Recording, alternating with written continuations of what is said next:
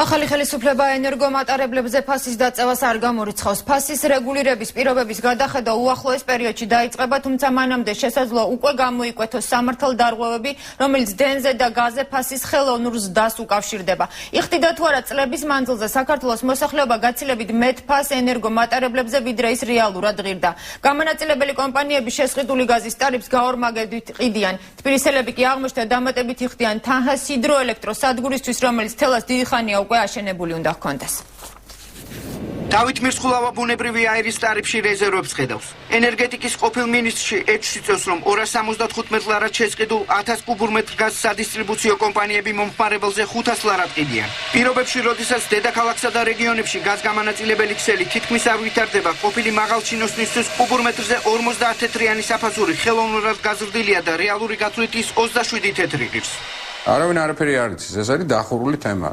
ეს იყო დირექტივა, რომელსაც აძლევენ რეგულატორს, რეგულატორს აი ესეთი ტარიფი უნდა დაედგინა და აქეთ ხარეს, რომ ადამიანმა განსაზღვროს თუ რა უნდა იყოს გონივრული ტარიფი, ბუნებრივია რაღაც ნორმატიული ან გარკვეული მოგების დატოვებით იმ კომპანიების, რომელიც მომსახურებას ბუნებრივი აირის მოწოდებაში ახორციელებენ, ეს არავინ არ იცით.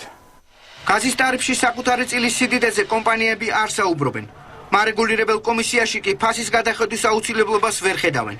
მანამ შესაძლებელი გაზის ღირებულება იქნება იმ მოდენობის, რაც არის დღეს საქართველოში, გაზის ტარიფის გადახედვას აზრი ეკარგება.